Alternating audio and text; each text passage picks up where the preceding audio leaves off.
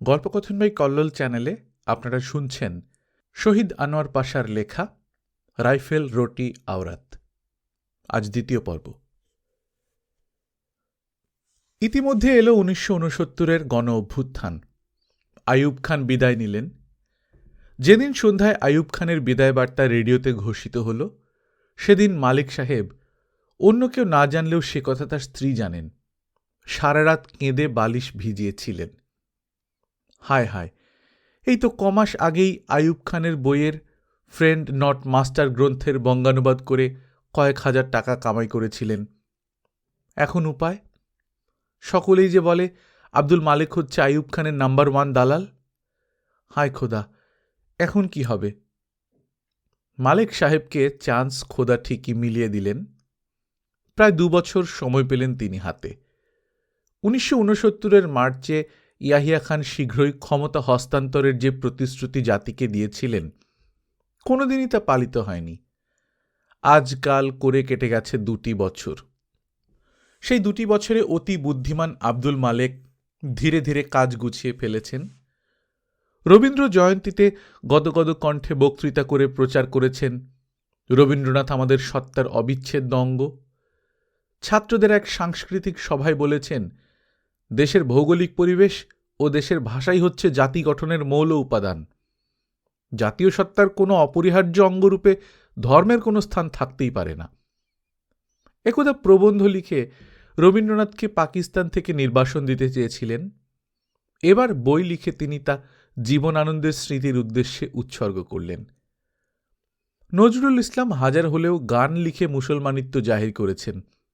অতএব কঠোর ভাষায় তাঁর সমালোচনা করে সাহিত্যে ধর্মনিরপেক্ষতার উপর জোর দিয়ে প্রবন্ধ লিখলেন। যে গোঁফ খুর দিয়ে চাছা শুরু করেছিলেন, এবার আবার তাকে কিছুটা বাড়তে দিলেন। কিন্তু এত সব করেও হালে পানি পাচ্ছেন না দেখে আওয়ামী লীগ রিলিফ ফান্ডে 1000 টাকা চাঁদা দিলেন। দেখাই যাক এবার ভাইস চ্যান্সেলর যদি হওয়া যায়। এহেনও মালেক সাহেব সেদিন প্রবন্ধ লিখছিলেন। সেই 25-এর রাতে রাত 9টার দিকে খাওয়া শেষ করে লিখতে বসেছিলেন। বিষয় পূর্ব বাংলার আধুনিক কবিতা। লিখতে বসেই কথাটা মালেক সাহেবের মনে হল, এক ঢিলে 2টি পাখি মারতে হবে। সকলেই কবি হিসেবে জনাব আব্দুল কাসেমকে বর্তমান পূর্ব বাংলার শ্রেষ্ঠ কবি বলে থাকেন। তার চেয়েও বড় অসহ্য। ছোকরা কটা দিন বিশ্ববিদ্যালয়ে খালি ঘোরাফেরাই করেছিল, পাশ করতে পেরেছিল একটা পরীক্ষায়, হতে পেরেছে তার মতো বিশ্ববিদ্যালয়ের রিডার। মূর্খ দেশবাসীর কাছে মূর্খরাই সম্মান পাবে। কিন্তু হায়, ছোকরার কবিতার কোনো দোষ যে ধরা যায় না। তখন কবিতা রেখে দিয়ে তিনি চোখ বুজে চিন্তা করতে শুরু করলেন। এক হাতে কলম, সামনে খাতা খোলা, চোখ বন্ধ করে মালেক সাহেব চিন্তা করছেন। দৃশ্যটা দেখলে সেই সময় মালেক সাহেবকে ধ্যানী বুদ্ধের সঙ্গে তুলনা করতে ইচ্ছে না হয়ে যায় না। ধ্যানী মালেক সাহেব হঠাৎ ধ্যান ছেড়ে লাফিয়ে উঠলেন। ইউরেকা! আবুল কাসেমের কবিতায় যে সকল চিত্রকল্প ও প্রতীকের ব্যবহার আছে তা যথেষ্ট বঙ্গীয় নয়, বহুল পরিমাণে পাশ্চাত্য দেশীয়। কিন্তু আধুনিক বাংলা কবিতার মধ্যে কি এটা দোষের? তাছাড়া ছোকরার সব কবিতাই যে ওই রকম তাও তো নয়। উত্তর, এদেশীয় গবেট পাঠকেরা অত সব বুঝবে না। কথাটা যে তার মাথায় এসেছে সেটা আল্লাহর রহমতের ফলেই। লাভ দুদিক থেকে সেটা বুঝতে পারছ না। প্রথমত, আবুল কাসেমকে পাঠকের মন থেকে কিছুটা সরাতে পারলে যে ফাঁক সৃষ্টি হবে, সেই ফাঁকে কোনো মতে নিজেকে একটু গলিয়ে দিতে পারলে আহ, কি মজা। দ্বিতীয়ত, তিনি যে তার চিন্তার সর্বস্তরে একজন বিশুদ্ধ বাঙালি, এটাও প্রমাণিত হবে। অতএব চোখ খুললেন মালেক সাহেব। দ্রুত বেগে কলম চলতে শুরু করল। রাত প্রায় 12টার দিকে মালেক সাহেবের হুঁশ হল। বাইরে গোলাগুলি চলছে। ওরে বাবা, কি প্রচণ্ড আওয়াজ! বারান্দায় পা দিয়ে এপাশ ওপাশের দৃশ্য দেখেই তিনি ব্যাপারটা বুঝে ফেললেন। তাহলে কি তার ছোট ভাইয়ের কথাই ঠিক হল? কদিন থেকেই 2 ভাইয়ের মধ্যে মনোমালিন্য চলছিল। এখন থেকে পাকিস্তান, মুসলমান প্রভৃতি বুলি ভুলে গিয়ে বাংলা ও বাঙালির কথা বলতে হবে, নইলে আমাদের গোলামি ও দুর্গতি রোধ করা যাবে না। মালেক সাহেবের মত। ছোট ভাই খালেক সাহেবের মত হচ্ছে পাকিস্তানের সংহতি সকলের আগে, সেজন্য আছে আমাদের সেনাবাহিনী। এই সেনাবাহিনী আমাদের গৌরব ও গর্বের বস্তু। যে কোনো মূল্যে তারা পাকিস্তানের সংহতি রক্ষা করবে, দেশকে তারা বিচ্ছিন্ন হতে কিছুতেই দেবে না। কিন্তু সংহতি রক্ষা পাবে কিসে? ন্যায় ও ইনসাফের ভিত্তিতে দুই অংশের মধ্যে সমতা রক্ষায়, না প্রবল গায়ের জোরে একটা অংশকে পদতলে রেখে শোষণ করায়? শোষণ, পদানত প্রভৃতি শব্দগুলো মালেক সাহেবের মুখে ইদানিং শোনা যাচ্ছিল। এতে মনে মনে খুব বিক্ষুব্ধ ছিলেন খালেক সাহেব। আপন ভ্রাতার এহেন পদস্খলন তার কাছে গভীর মর্মপীড়ার কারণ ছিল। পাকিস্তান ও ইসলামকে বাঁচাতে গিয়ে আমরা যদি কিছুটা শোষিত হয়েই থাকি, সেটা সহ্য হবে না। আমাদের ঈমান এতই দুর্বল। কিন্তু বড় ভাইকে আর কি বলবেন? নিজে তিনি বৈজ্ঞানিক মানুষ, হলের প্রভোস্টগিরি, ব্যবসা ও রোটারি ক্লাব নিয়ে আছেন। রাজনীতি এমন কিছু তিনি বোঝেন না, অথচ তার বড় ভাই সরাসরি রাজনীতির ছাত্র। তবু তিনি বলবেন বড় ভাইয়ের ওটা ভুল। পাকিস্তানি সেনাবাহিনীর শক্তি সম্বন্ধে তার ধারণাই নেই। একদিনে, মাত্র একদিনে আওয়ামী লীগের এইসব চ্যাংড়ামি সেনাবাহিনী ঘুচিয়ে দিতে পারে, দরকার হলে দেবে। কিন্তু কতদিনে? গায়ের জোরে কতদিন অন্যকে পদানত রাখা সম্ভব? ধরুন 100 বছর। এইটাই খালেক সাহেবের মত। ইসলামের স্বার্থে, পাকিস্তানের সংহতির স্বার্থে দরকার হলে আমাদের সেনাবাহিনী 100 বছর পূর্ব পাকিস্তানকে পদানত রাখবে, দেশে সামরিক শাসন চালাবে। ইসলাম ও পাকিস্তানের স্বার্থে তা হবে বিলকুল জায়েজ।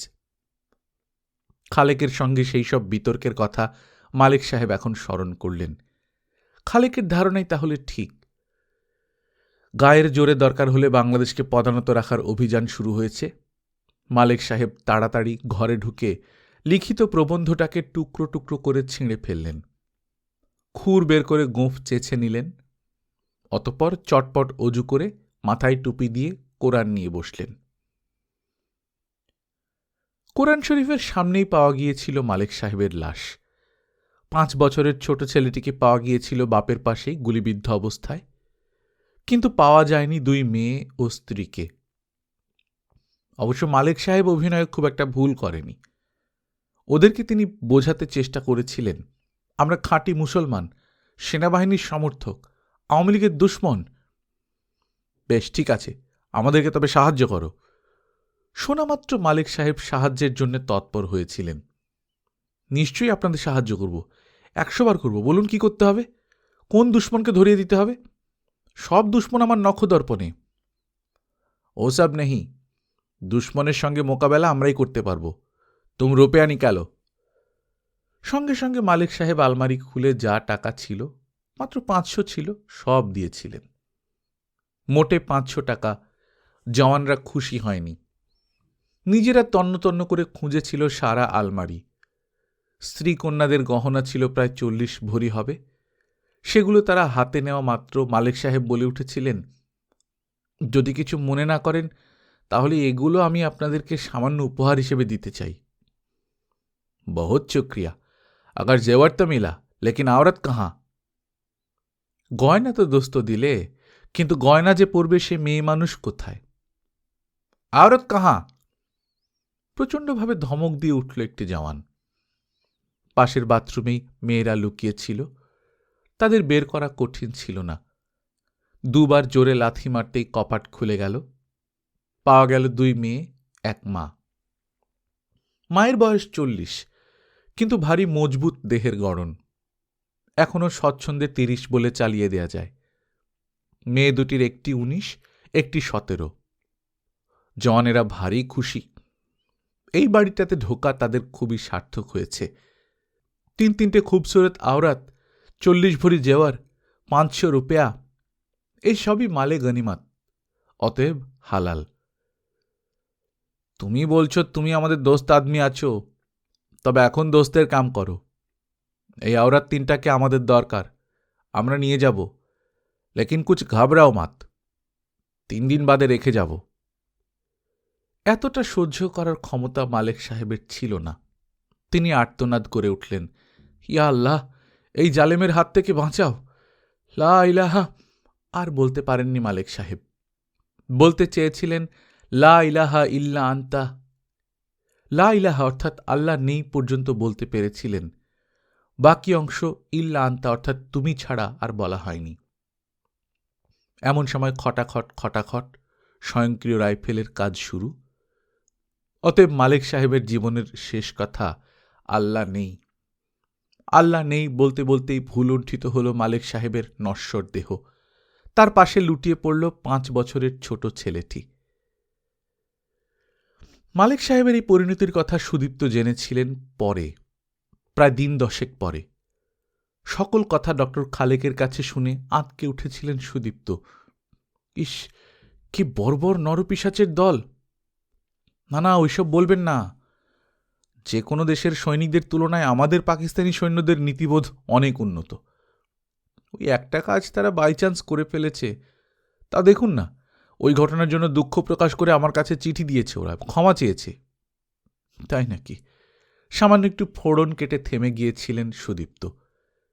এবং এই খালেকের সঙ্গে কখনো যে তার পরিচয় হয়েছিল সে কথা মনে হয়ে গভীর ঘৃণার সঞ্চার হয়েছিল তার মনে। কি অবাক! সংবাদটা দেবার সময় তার একটু লজ্জাও কি হয়নি? ছি ছি! অবলীলাক্রমে মরহুম আব্দুল মালেকের ভাই ডক্টর আব্দুল খালেক বলে গেলেন, আর্মির জেনারেসিটি দেখুন, মেয়েদের ফেরত পাঠাবার সময় চিকিৎসার জন্য 300 টাকাও দিয়েছে। দে আর কোয়াইট সেন্সিবল ফেলো। তা বটে। মনে মনে পরে সান্ত্বনা পেতে চেষ্টা করেছিলেন সুদীপ্ত। গনিমতের মাল তো ফেরত দেবার কথা নয়, কিন্তু ওরা দিয়েছে, সেই সঙ্গে 300 টাকাও তো দিয়েছে। এই বদান্যতার কি কোনো তুলনা আছে? হাজার হলেও মিস্টার মালেক, মিস্টার খালেক তাদের নিজেদের লোক।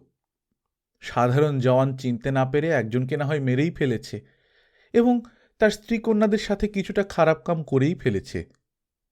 তা বলি কি ব্যাপারটাকে ক্ষমাসুন্দর দৃষ্টিতে দেখতে হবে না? রাষ্ট্র বিপ্লবের সময় এ ধরনের 2-4টে দুষ্কর্ম তো ঘটেই থাকে। তা বলি কি রাগ করে থাকলে চলে? ডক্টর খালেক সেনাবাহিনীর উপর রাগ করেননি। ভাবি ও ভাইজিদের নিজেদের বাসায় এনে তাদের প্রত্যেককে 1 বোতল করে ভাইব্রোনা কিনে দিয়েছিলেন। এহেন ডক্টর খালেক একদিন ডক্টর গোবিন্দচন্দ্র দেবকে পাকিস্তান বিরোধী বলে ফতোয়া দিয়েছিলেন। সে প্রায় 1 বছর আগের ঘটনা। তখন ডক্টর খালেকের সাথে সুদীপ্তর পরিচয়ের সবে সূত্রপাত। সুদীপ্ত তখনও জানতেন না যে ডক্টর খালেক আধুনিক পাকিস্তানি মুসলমান। সেজন্য কথায় কথায় ভারত বিদ্বেষ প্রচার করে থাকেন, কখনো নামাজ রোজা করেন না, তার বিনিময়ে হিন্দুদের মালাউন বলেন, এবং একাধিক রমণী সংসর্গকে জায়েজ বিবেচনা করেন। এমনিতে লোকের সাথে মেশেন কম, কিন্তু মেয়েদের সাথে অতি তুচ্ছ বিষয় নিয়েও গল্প করতে পারেন ঘণ্টার পর ঘণ্টা। সেক্ষেত্রে তিনি পরম অসাম্প্রদায়িক।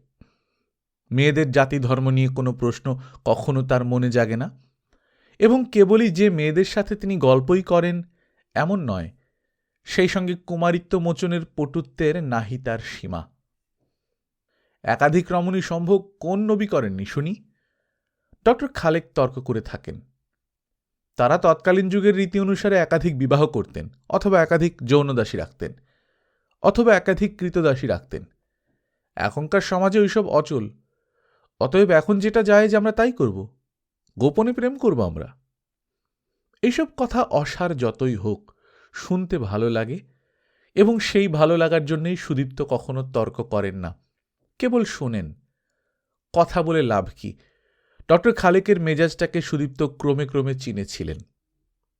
অতএব তিনি বেশি কিছু না বলে মাঝে মাঝে কেবল নিরীহ প্রশ্ন তুলে তার কথা বলার ধরাটাকে অক্ষুণ্ণ রাখতে সহায়তা করেন। সুদীপ্ত যে তাকে কেবলই তাতিয়ে তুলে কিছু কথা বলিয়ে নিতে চান, এটা ডক্টর খালেক টের পান না, বরং সুদীপ্তর মধ্যে তার একজন অনুরক্ত ভক্তকে লক্ষ্য করে পুলকিত হন। আর সুদীপ্ত প্রশ্নও করেন ভারী চমৎকার। ওই প্রশ্ন কানে শুনেও সুখ আছে। আচ্ছা ডক্টর খালেক, মেয়েদের আপনি ভোলান কি করে? কথা দিয়ে, সেরেফ কথার কায়দা। বুঝতে পারলাম না, একটু নমুনা শুনিয়ে দিন না। বুঝলেন না? তবে একদিনের ঘটনা বলি শুনুন। একদিন একজনকে বললাম, বাসায় আজকাল একা আছি, আজ বিকেলে এসো বেড়াতে। বললেন এ কথা? মেয়েটি চটল না? চটতে পারত, কিন্তু চটেনি। আর চটলেই বা কি? বুঝতাম এখানে সুবিধা হবে না, অন্য মেয়ের খোঁজ করতাম। আরে সাহেব, এইসব ব্যাপারে সেন্টিমেন্টাল হতে নেই, বুঝলেন? রাস্তার পাশে বাসের জন্য অপেক্ষা করছেন, দেখলেন বাসটা খালি নেই, সেজন্য তখন মন খারাপ করে বাড়ি ফিরে যাবেন নাকি? পরবর্তী বাসের জন্য একটু অপেক্ষা করুন, শিগগিরই পেয়ে যাবেন। এ তো হক কথা। আচ্ছা, তারপর মেয়েটি কি বলেছিল? হ্যাঁ, সেই মেয়েটি আমার কথা শুনে কিরকম একটা ভঙ্গি করেছিল চোখ মুখের, তা বর্ণনার অসাধ্য। অনুকরণ করেও দেখাতে পারবো না। মেয়েরাই পারে ওই রকম করে চোখ মুখ বাঁকাতে। বাঁকা চোখে আমার পানে তাকিয়ে বলেছিল, বলছেন যেতে? গেলে হবেটা কি শুনি? আচ্ছা, এবার বলুন তো, এই কথার উত্তরে আপনি হলে কি বলতেন? কি বলা যায় এক্ষেত্রে সুদীপ্ত যেন ভেবে পেলেন না। তবু বললেন, আমি হলে বলতাম, কি আর হবে, গেলে ভালো লাগবে। রাবিশ! আপনি নাকি কবিতা লেখেন, ওই কথা বললে সঙ্গে সঙ্গে সে রেগে সরে যেত আপনার কাছ থেকে। আমি কি বলেছিলাম জানেন? সঙ্গে সঙ্গে বলে উঠেছিলাম, তুমি গেলে আমার সাইবেরিয়ার শীতে 1 হাঁটু ফাল্গুনের উদয় হবে। এই হচ্ছেন ডক্টর খালেক। তিনি নিজেকে বৈজ্ঞানিক বলে প্রচার করে থাকেন, আর প্রায়ই কথায় কথায় বলেন, আমরা পলিটিক্সের কি বুঝি, আর সাহিত্যেরই বা কি বুঝি, আমরা কাঠখোট্টা বৈজ্ঞানিক মানুষ, ইত্যাদি। ঠিকই তো, এমএসসির ক্লাসে যখন বিজ্ঞান পড়ান তখন বৈজ্ঞানিক বই কি? এই বৈজ্ঞানিক সাহেব সাহিত্য কিংবা পলিটিক্স বোঝেন না, কিন্তু একটি জিনিস বোঝেন, অন্তত বোঝেন বলে দাবি করেন, সেটা ইসলাম। ইসলামের খেদমতের জন্য পাকিস্তান হয়েছে, আর পাকিস্তান বানিয়েছেন কায়েদে আজম, এবং পাকিস্তানের রক্ষক হচ্ছে সেনাবাহিনী। অতএব ইসলাম, কায়েদে আজম, পাকিস্তান ও পাকিস্তানের সেনাবাহিনী, এদেরকে বিনা বিতর্কে মেনে নিতে হবে, ইমানদার হতে হবে। খালেক সাহেবের মতে পাকিস্তানি মুসলমানের ইমানের 5 স্তম্ভ হচ্ছে আল্লাহ, আল্লাহর রসুল, কায়েদে আজম, পাকিস্তান আর পাকিস্তানের সেনাবাহিনী। এই 5-এর ওপর অগাধ আস্থা স্থাপন করে খালেক সাহেব খাঁটি মুসলমান, অবশ্যই পাকিস্তানি মুসলমান। এই 5-এর বিরুদ্ধে কোনো সমালোচনা খালেক সাহেবের মতে বিলকুল হারাম। সুদীপ্ত প্রথম দিকে এত জানতেন না, তাই প্রথম পরিচয়ের দিনই বেঁধেছিল একটা গণ্ডগোল। তার আগের দিন একটা কাণ্ড ঘটে গেছে বিশ্ববিদ্যালয়ে। জামাতে ইসলামের একদল ছাত্র অন্য একটি ছাত্র প্রতিষ্ঠানের আয়োজিত একটি সভা পণ্ড করতে গিয়ে মারামারি বাঁধিয়েছিল। সেই মারামারিতে মারা গেছে জামাতে ইসলামেরই একটি ছাত্র। জামাতে ইসলামের ছাত্র মারা গেছে, পাকিস্তানের পাক মাটিতে ইসলামের এত অপমান! ডক্টর খালেক যে কি পরিমাণ ক্ষুব্ধ হয়েছিলেন, বেচারা সুদীপ্ত সেটা জানতেন না। অতএব আপন অজ্ঞাতেই সুদীপ্ত একটি গুনাহ করে ফেলেছিলেন। ডক্টর খালেকের একটি উক্তির প্রতিবাদ করেছিলেন। ডক্টর খালেকের বক্তব্য ছিল, শহীদের রক্ত যেখানে পড়েছে সেখানে মসজিদ বানাতে হবে। ছেলেরা তো নিজেদের মধ্যে মারামারি করে মরল, ওইভাবে কেউ মরলে তাকে শহীদ বলা যায় নাকি? শহীদ মানে তো... কথা শেষ করতে পারেননি সুদীপ্ত। কথার মাঝখানে খালেক সাহেব বলে উঠেছিলেন, আলবাত শহীদ বলা যায়। পাকিস্তানের সংহতি যারা নষ্ট করতে চায় তাদের রুখতে গিয়েই তো মরতে হলো ছেলেটাকে, তাহলে সে শহীদ হবে না কেন? তাও হবে না, সুদীপ্ত তর্ক তুললেন। তর্কের খাতিরে যদি ধরেও নেই যে বিপক্ষ দল পাকিস্তানকে 2 টুকরো করতে যাচ্ছিল, তাহলেও সে শহীদ হয় না। কেননা শহীদ মানে, আপনার মানে রাখুন, পাকিস্তান মানে ইসলাম, আর ইসলাম মানেই পাকিস্তান। অতএব যে ছেলে ইসলামের সংহতি বাঁচাতে গিয়ে প্রাণ দিয়েছে সে শহীদ না। এগুলো আর ঠিক নয়। সুদীপ্ত দেখলেন অনেক অপ্রীতিকর প্রসঙ্গ এসে যাচ্ছে। সেটাকে এড়াবার জন্যই তিনি এবার ডক্টর খালেকের কথায় সায় দিয়ে বললেন, হ্যাঁ, ওইভাবে ভাবলে ছেলেটি অবশ্যই শহীদ হয়েছে। ওখানে এখন আপনারা আরেকটা শহীদ মিনার তুলতে পারেন। ইতিপূর্বেই যে ডক্টর খালেক সেখানে মসজিদ বানাবার কথা তুলেছেন, সেটা তখন আর সুদীপ্তর মনে ছিল না। বেচারা সুদীপ্ত বিতর্কের বদ্ধ ডোবাটাকে এড়াবার জন্য যেদিকে পা বাড়ালেন সেদিকেই ছিল সেই গর্ত। গর্তে পড়ে গেলেন সুদীপ্ত। ডক্টর খালেক চিৎকার করে উঠলেন, শহীদ মিনার? আমরা বানাবো শহীদ মিনার? এতই মালাউন ভাবলেন আমাদের? জেনে রাখুন, তেমন দিন এলে আপনাদের ওই শহীদ মিনারকে ভাঙব আমরা। শহীদ মিনার ভেঙে দেবেন? বিস্ময় প্রকাশ করেন সুদীপ্ত। 100 বার ভাঙব। আপনারা সেখানে কুফরি কাম করবেন, সেরেক করবেন, আর আমরা সেটা ভাঙব না? ভেঙে সেখানে মসজিদ বানাবো। সুদীপ্ত আর নিজেকে সামলাতে পারেনি। আপনি তার মুখ দিয়ে বেরিয়ে গিয়েছিল, মধ্যযুগে শোনা যায় মুসলমানেরা মন্দির ভেঙে মসজিদ বানাতো। সেটা তাহলে মিথ্যে নয়? হোয়াট? মুসলমানের নামে কাফের প্রদত্ত এই কলমকে বিশ্বাস করতে আপনার রুচিতে বাঁধল না? আপনি তা বলে চটবেন না। বিশ্বাস অবিশ্বাসের কথা নয়, কথা হচ্ছে ঢাকা শহরে এত মসজিদ, সেখানে আবার মসজিদ বানালে আলবৎ মসজিদ বানাতে হবে। দরকার হলে সারা ঢাকা শহরকে আমরা মসজিদ বানিয়ে ছাড়ব। সেটা অবশ্য একটা কীর্তি হবে। খুব আস্তে বলেছিলেন সুদীপ্ত এবং মৃদু হেসেছিলেন। কীর্তি? আপনি ঠাট্টা করছেন? একটুও না। সারা ঢাকা শহর যদি একটা মসজিদ হয়, তাহলে সেটা বিশ্বের মধ্যে একটা কীর্তি হবে না? কি যে বলেন! সহসা কি ভেবে ডক্টর খালেক উত্তেজনা দমন করে নিয়েছিলেন তা দেখে অবাক হয়েছিলেন সুদীপ্ত। কি ঘটল আবার? নাকি ইচ্ছে করে রং বদলাচ্ছেন? ক্ষণে ক্ষণে এমন করে যারা পাল্টাতে পারে তারা কি ধরনের মানুষ? না, মানুষ তারা নয়, হয় শয়তান না হয় ফেরেশতা। ডক্টর খালেক কোনটা? হয়তো শেষেরটাই হবেন। ডক্টর খালেক সম্পর্কে ভালো ধারণাই মনে পোষণ করতে চেষ্টা করলেন সুদীপ্ত। খালেক সাহেব খুব খাটো গলায় বলে উঠলেন, যাক, এ নিয়ে আমি আর তর্ক করব না আপনার সাথে। কেউই আমরা পরস্পরকে এখনো ভালোভাবে জানি নে। তবে বন্ধুভাবে একটা উপদেশ আপনাকে দিতে পারি। হিন্দুস্তান থেকে তাড়া খেয়ে এসেছেন কেন, এই প্রশ্নটা কখনো যেন মুছে দেবেন না মন থেকে। কিন্তু মুছতেই যে হবে।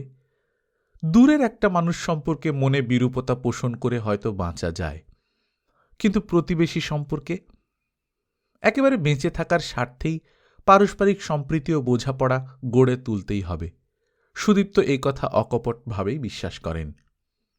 তাছাড়াও একটা প্রশ্নকে তিনি কখনো এড়াতে পারেন না।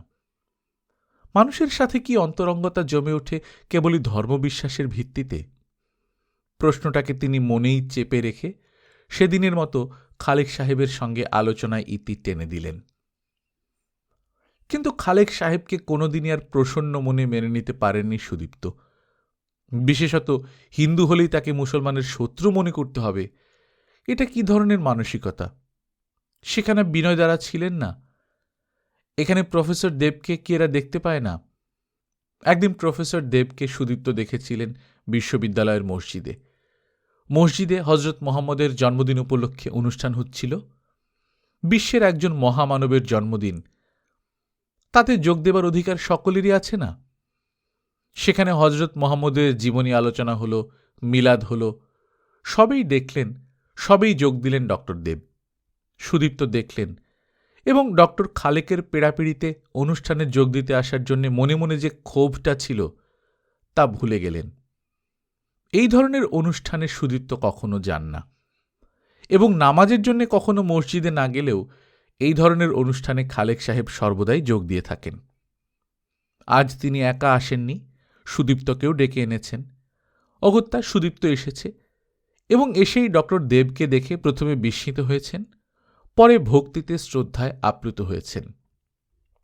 হ্যাঁ, সত্যিকার একজন দার্শনিকের পক্ষেই এই পোড়া দেশে এমন উদার মানসিকতাকে লালন করা সম্ভব। কিন্তু ডক্টর দেবের এই উদার মানসিকতাকে ডক্টর খালেকেরা কি দৃষ্টিতে গ্রহণ করেছিলেন? ফেরবার পথে ডক্টর খালেকই তুললেন কথাটা। মালাউনের কাণ্ডটা দেখলেন, কেমন করে মসজিদের ইজ্জত নষ্ট করে দিলে। সুদীপ্তর সমস্ত চিত্ত রি রি করে উঠল ঘৃণায়। মনে মনে ঠিক করে ফেললেন এই লোকটার সাথে আর কখনো মেশা হবে না। গাড়িতে না হলে এই মুহূর্তেই লোকটাকে এড়িয়ে উল্টো পথে হাঁটা শুরু করতেন। আপাতত এড়াবার পথ না পেয়ে এবং একসাথে চলতে বাধ্য হয়ে সুদীপ্ত বললেন, আমার তো মনে হলো মসজিদের ইজ্জত আরো বেড়ে গেল। কিভাবে? আমাকে বোঝান। কি ভেবে যেন ডক্টর খালেক আজ চটলেন না। হয়তো তিনি জানেন গাড়ি চালাবার সময় চড়তে নেই, কোনো বিপত্তি ঘটতে পারে, হয়তোবা অন্য কারণ ছিল। যাই হোক, এদিকে সুদীপ্তও কিন্তু বাঁকা পথ ধরলেন। খালেকের কথার সরাসরি কোনো জবাব না দিয়ে বললেন, বিশ্ববিদ্যালয়ের অধ্যাপক হিসেবে আপনি তো অন্যকে বোঝাবেন, অন্যে আপনাকে বোঝাবে এটা হয় কি করে? ওসব চুটকি কথা দিয়ে আমাদের ভোলাতে পারবেন না সাহেব। ফাজলামো করে আসল কথাটা এড়াতে চাইছেন তো? কিন্তু আমাদের কাছে সোজা কথাটা শুনুন, ওই ডক্টর দেব পাকিস্তানের একটা দুশমন। না, এখানে আর কোনো কথা বলাই উচিত না। সুদীপ্ত চুপ করে গেলেন। কিন্তু খালেক সাহেব বোধহয় চুপ থাকতে জানেন না। তিনি চেপে ধরলেন সুদীপ্তকে। এ কথা আপনি স্বীকার করেন? হ্যাঁ, এবার কিছু একটা বলতেই হয়। খুবই গম্ভীর স্বরে সুদীপ্ত বললেন, ডক্টর দেব সম্পর্কে যখন অন্য কিছু জানি না তখন তখন থামলেন কেন, বলুন। বলছি, আজকে যে উদারতা তার মধ্যে দেখলাম সেটা পাকিস্তানের পক্ষে বিপজ্জনক। সুদীপ্তকে বাক্য শেষ করতে না দিয়েই বলে উঠলেন ডক্টর খালেক, ধর্মের জগা খিচুড়ি পাকিস্তানে চলবে না। বিশুদ্ধ ইসলামের থেকে 1 ইঞ্চি সরে গেলেই পাকিস্তান মারা পড়বে, এই আপনাদের আমি বলে রাখলাম। ডক্টর খালেকের গাড়ি ততক্ষণে বিশ্ববিদ্যালয়ের ক্লাব প্রাঙ্গণে এসে ঢুকেছে। গাড়ি থেকে নামতে নামতেই সুদীপ্ত প্রশ্ন করলেন, কিন্তু ডক্টর দেব যে আপনাদেরকে বিশুদ্ধ ইসলাম থেকে বিচ্যুত করতে চাইছেন, তার প্রমাণটা কি? আমাদেরকে আমাদেরকে ইসলাম থেকে বিচ্যুত করে কে? ইসলাম থেকে বিচ্যুত করবে আপনাদেরকে। বিচ্যুত করবে ওই উদারতার টোপ গিলিয়ে।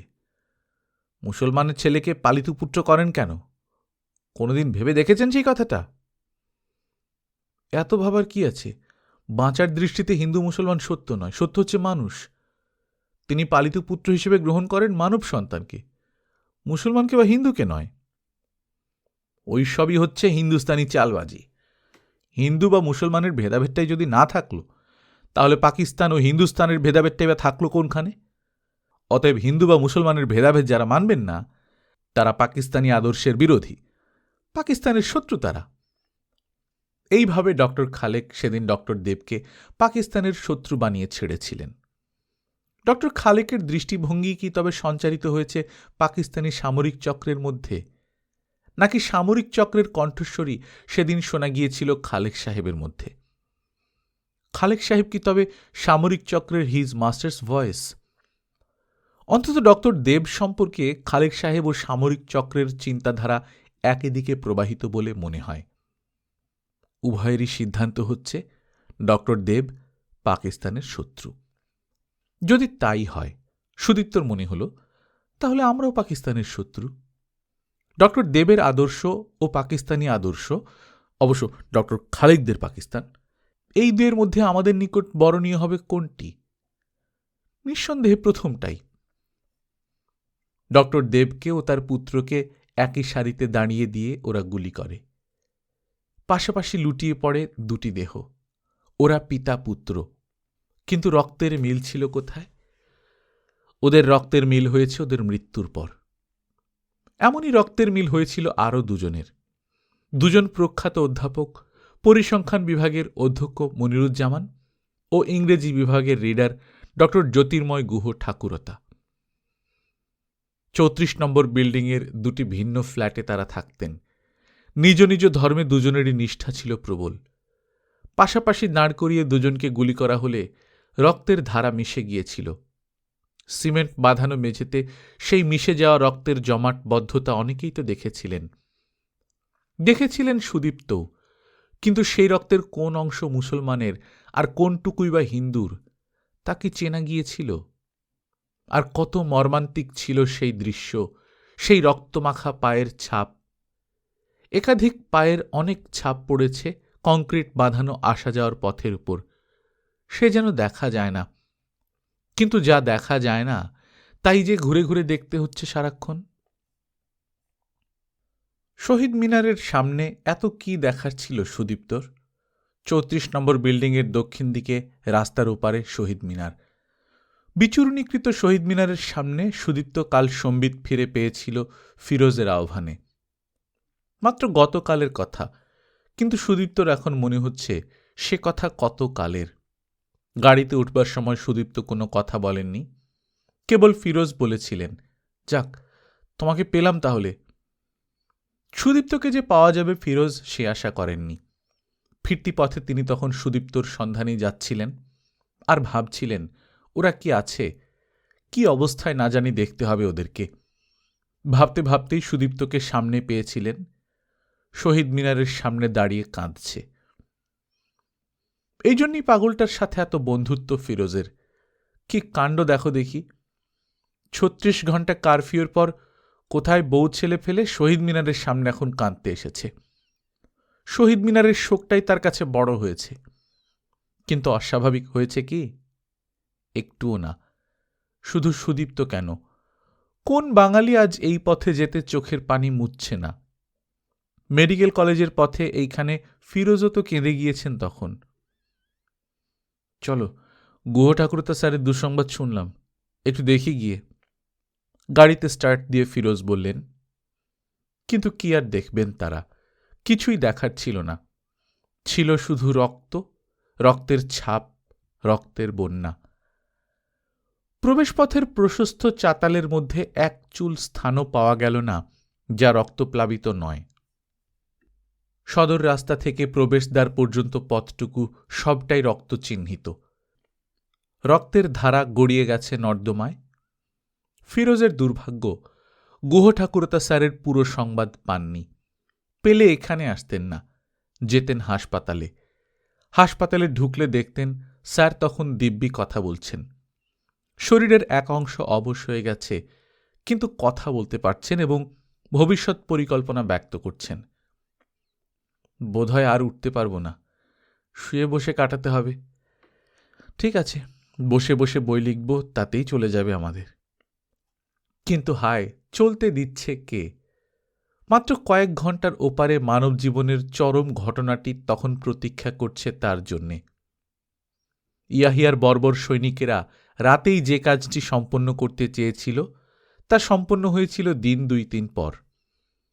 হ্যাঁ, ইয়াহিয়ার ৫০ সৈনিক একেবারে সাবাড় করে দেওয়ার জন্যই গুলি করেছিল গুহ ঠাকুরতা স্যারকে, কিন্তু গুলি তার ঠিক জায়গায় লাগেনি। তাহলেও সে রাতে কি রক্ষা পাওয়ার উপায় ছিল? সর্বত্রই মৃতদেহ তারা রাখেন। কোথাও কোথাও গর্ত করে আশেপাশের লাশগুলিকে তারা মাটি চাপা দিয়েছিল। কেবল লাশগুলিকে? ওরে বাবা, তাহলে রক্ষে থাকবে কিছু? সেনাপতি চেয়েছেন কাউকে আধমরা করে ফেলে রাখা চলবে না। বাঙালি আবার তবে বেঁচে উঠে হাঙ্গামা শুরু করবে। অতএব একেবারে সব মেরে লাশ বানিয়ে দাও। সৈনিকদের শকুন দৃষ্টিতে সে রাতে তাই আহত বলে কিছু ছিল না, ছিল কেবল লাশ। সে রাতে আহত নিহত নির্বিচারে সকলকে পুঁতে দিয়ে অভূতপূর্ব রেকর্ড সৃষ্টি করেছিল পাকিস্তানিরা। অধ্যাপক মনিরুজ্জামান ও তার পুত্রসহ অন্য ২ আত্মীয়ের মৃতদেহ যখন টেনে নিয়ে জগন্নাথ হল প্রাঙ্গণে গর্তে মাটি চাপা দেয়া হয়েছিল, তখন কি আহত অধ্যাপক গুহ ঠাকুরতা অব্যাহতি পেতেন ওদের হাতে? কিন্তু হায়, অব্যাহতি পেয়ে লাভ কি হল? তাকে রাখা গেল না। এ বেদনা কি করে বহন করবেন বাসন্তীদি? অধ্যাপক ড জ্যোতির্ময় গুহ ঠাকুরতার স্ত্রী শ্রীমতী বাসন্তী গুহ ঠাকুরতা গ্যান্ডারিয়া উচ্চ বালিকা বিদ্যালয়ের প্রধান শিক্ষয়িত্রী। ওই বালিকা বিদ্যালয়ের প্রধান শিক্ষয়িত্রীর জন্য নিজস্ব বাসভবন আছে, সেখানেই তারা থাকতেন এতকাল। স্ত্রীর সুবিধার জন্যে স্বামী অসুবিধা ভোগ করেছেন দীর্ঘকাল। সুদূর গ্যান্ডারিয়া থেকে নীলক্ষেত আসা যাওয়া করেছেন। অতঃপর ডক্টর গুহ ঠাকুরতা জগন্নাথ হলের প্রভোস্ট হলে তারা উঠে এসেছেন বিশ্ববিদ্যালয়ের বাড়িতে। এই তো কয়েক মাস মাত্র আগে এসেছেন। যদি সেখানেই থেকে যেতেন তারা। কিন্তু গ্যান্ডারিয়াতেই কি হত্যাকাণ্ড বাদ গেছে নাকি? না, সে স্থানও নিরাপদ ছিল না। অধ্যাপক মনিরুজ্জামান পূর্বে যে ২৩ নম্বর বিল্ডিংয়ের সামনে একটা ফ্ল্যাটে থাকতেন, সেটাই কি নিরাপদ ছিল? তবু অনেকেই বলেছেন বাসা বদল না করলে ওদের এই বিপত্তি ঘটত না। ওসব কথা লোকে বলেই, মনিরুজ্জামান সাহেবের স্ত্রী বলেন না। মনিরুজ্জামান সাহেবের স্ত্রীর মতো অমন মহীয়সী তেজস্বিনী মহিলা হয় না, কথাটা বাসন্তীদির। তার কথা মনে হলে বাসন্তীদির সারা মন কৃতজ্ঞতায় ভরে ওঠে।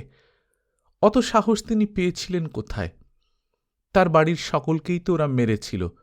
তার জ্যেষ্ঠ পুত্র, স্বামী, স্বামীর ছোট ভাই, একটি ভাইপো, কেউ রেহাই পায়নি। কোলের শিশুপুত্র নিয়ে কেবল বেঁচেছিলেন তিনি নিজে, আর বেঁচেছিল একটি বিবাহযোগ্য কন্যা।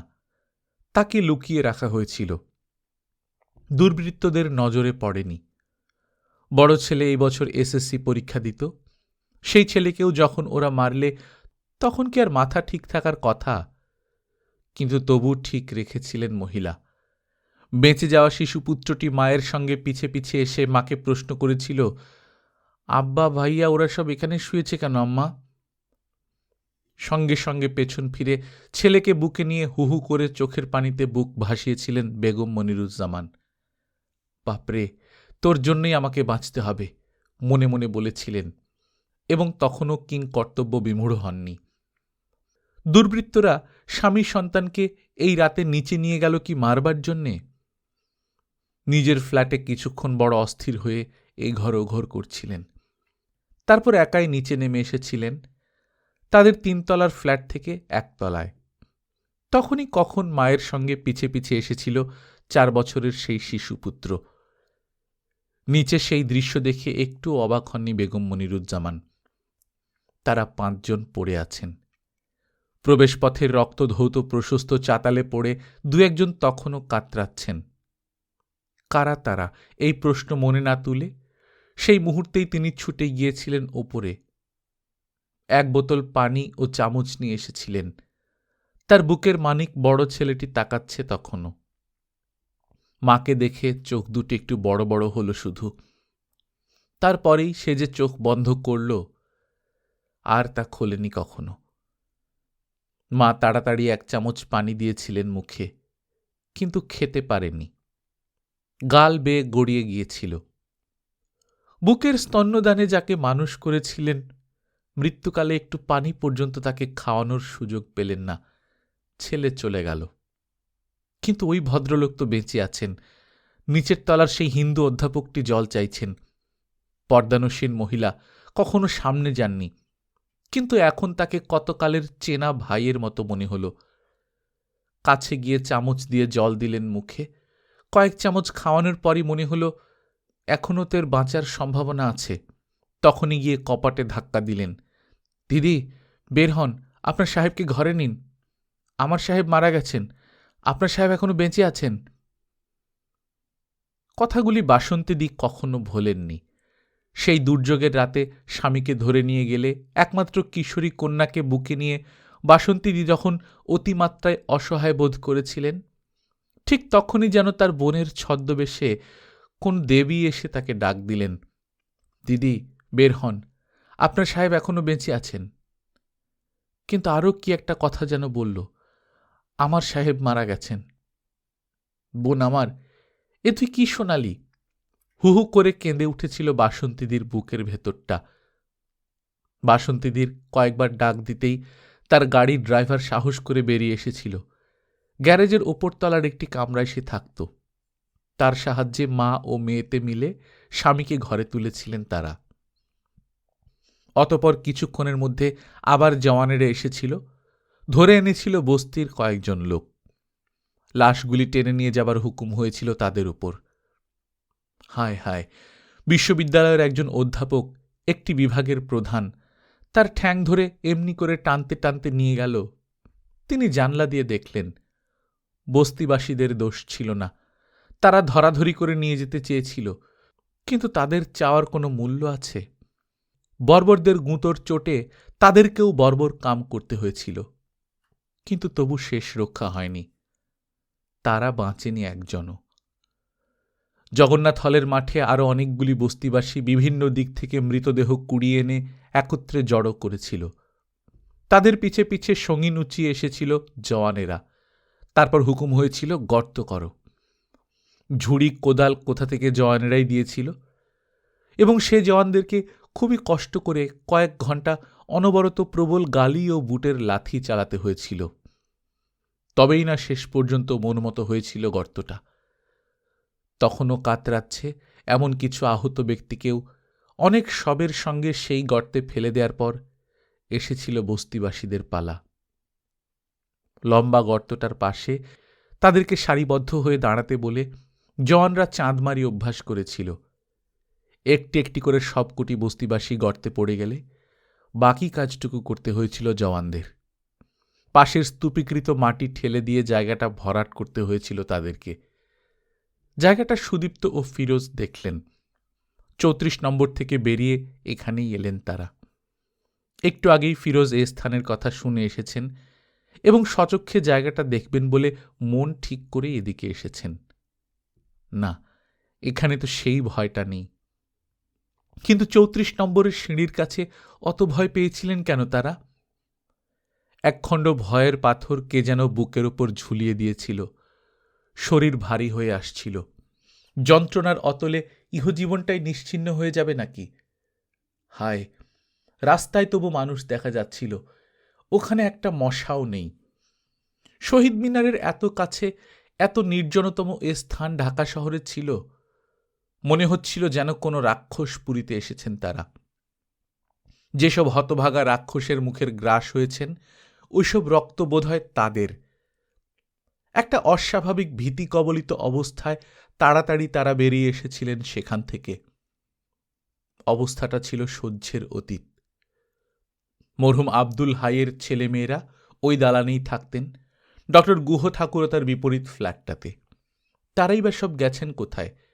বেঁচে আছেন তো? কোনো নিরাপদ এলাকায় তারা চলে যেতে পেরেছেন তো?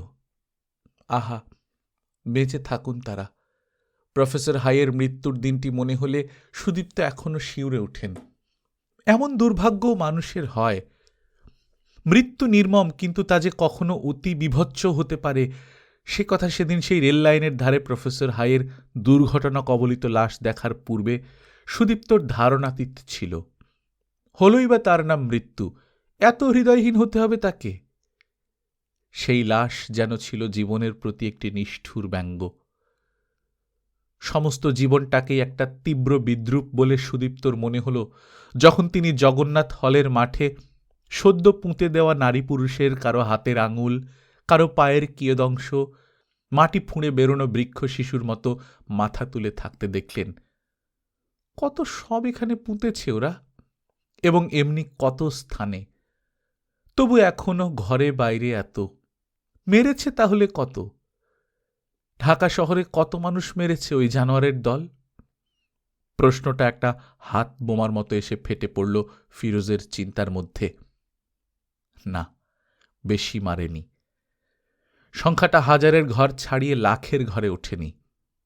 সেনাপতির আদেশ পুরোপুরি পালন করা ওদের সৈনিকদের পক্ষে সম্ভব হয়নি। কি আদেশ ছিল ওদের প্রচণ্ড সেনাপতির? সুদীপ্ত কিংবা ফিরোজ কেউই তা জানেন না। কল্পনা করতে বললেও তারা ফেল মারবেন। সেনাপতি টিক্কা খাঁ আদেশ দিয়েছিল, বাঙালিদের তোমরা হত্যা করো, তাদের দোকানপাট লুট করো, বাড়িঘর জ্বালিয়ে দাও, তাদের মেয়েদের ধর্ষণ করো। এই আদেশ দেবার আগে ছোট্ট একটা ভূমিকাও দিয়েছিলেন টিক্কা খাঁ। জওয়ান ভাই সব, তোমাদের জন্য প্রেসিডেন্ট স্বয়ং তোমাদের গর্ববোধ করেন। তোমরা পাকিস্তানের গৌরব। পাকিস্তান ও ইসলামকে রক্ষার মহান দায়িত্ব তোমাদের ওপর। এই যে সব বাঙালিদের দেখছ, এরা শেখ মুজিবুর রহমানের নেতৃত্বে ইসলামকে ভুলে গিয়ে সকলে হিন্দু হয়ে যাচ্ছে। অতএব এদের বিরুদ্ধে যুদ্ধ সাধারণ যুদ্ধ হবে না, তা হবে পুরোপুরি জেহাদ। জেহাদের সওয়াব লাভে উদ্বুদ্ধ হয়ে পাক জওয়ানরা ঝাঁপিয়ে পড়েছিল বাঙালিদের ওপর। কয়েক লক্ষ নিরস্ত্র বাঙালিকে মারতে বেরিয়েছিল আধুনিকতম মারণাস্ত্রে সুসজ্জিত বীর পুরুষের দল, পাকিস্তানি বীর পুরুষ। চলো যাই, আমিনা বোধহয় চিন্তিত হয়ে পড়বে। সুদীপ্ত চলে যেতে চাইলেন। আমিনার চিন্তা অবশ্যই আরেকটা কারণ। উপরে নিচে সামনের চতুর্দিকে মৃতদেহ, মাঝখানে একা 3টি শিশু সন্তান নিয়ে একটি মহিলা। দুশ্চিন্তা স্বাভাবিক বই কি, কিন্তু তাছাড়াও সুদীপ্তর নিজেরও এখন কেমন অস্বস্তি লাগছে। ফিরোজ সুদীপ্তকে নিয়ে সোজা চলে এলেন নীলক্ষেতের 23 নম্বর বিল্ডিংয়ে। গাড়ি থেকে নামতে নামতেই ফিরোজ বললেন, তুমি ওপরে চলো, আমি একটু চট করে ইকবাল হলের ভেতরটা দেখে আসি, দেরি হবে না। তোমরা গোছগাছ করতে করতে এসে পড়ব। বলতে বলতেই ফিরোজ ইকবাল হলের দিকে লম্বা পা ফেলে হাঁটতে শুরু করে দিলেন। কিন্তু গাড়ি নিয়ে গেলেন না যে। ওরে বাবা, ইকবাল হলের সামনে গাড়ি রেখে ভেতরে ঢোকা মানে তো বিজ্ঞাপন ঝুলিয়ে রেখে যাওয়া। সুদীপ্ত একবার ফিরোজের হেঁটে যাওয়া দেখলেন, চারপাশে চেয়ে দেখলেন নীলক্ষেত এলাকা তখন প্রায় ফাঁকা। 23 নম্বর বিল্ডিংকে দেখলেন, তার সারা অঙ্গে বসন্তের ক্ষতচিহ্নের মতো বুলেটের দাগ। ইকবাল হলে ঢুকবার মুখে একজনের সঙ্গ পেলেন ফিরোজ, তার পরিচিত এক সাংবাদিক। এই সাংবাদিক ভদ্রলোকের কাছেই ফিরোজ খবর পেলেন দ্য পিপল নেই। সেই অকুতোভয় ইংরেজি দৈনিক দ্য পিপল তার সবকিছু সহ আগাগোড়া ভস্মীভূত। ইত্তেফাক ও সংবাদের খবর আগেই পেয়েছিলেন। বর্বরদের যত আক্রোশ যে শিক্ষায়তন ও প্রেসগুলির ওপর। ওরা আমাদের চিন্তাবৃত্তির মেরুদণ্ডটাই ভেঙে দিতে চায় নাকি? সাংবাদিক ভদ্রলোক নিজে থেকেই খবরটা দিলেন। দ্য পিপলের কয়েকজন কর্মী ও সাংবাদিককেও গুলি করে হত্যা করেছে ওরা। আবিদুর রহমান সাহেব? আবিদুর রহমান সাহেবের খবর আমরা এখনো কেউ জানি নে, তবে 25 তারিখ রাত 10টার দিকে কোনো কাজে তিনি বাইরে গিয়েছিলেন। আল্লাহ, যেন তিনি বেঁচে থাকেন। মনে মনে দীর্ঘায়ু কামনা করলেন ফিরোজ।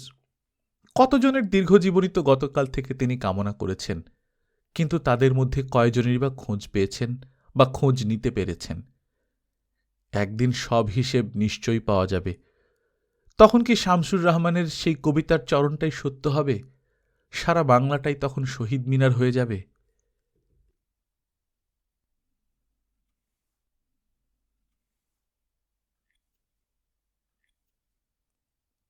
গল্পকথন বাই কল্লোল চ্যানেলে আপনারা শুনছেন শহীদ আনোয়ার পাশার লেখা রাইফেল রুটি আওরাত, আজ দ্বিতীয় পর্ব।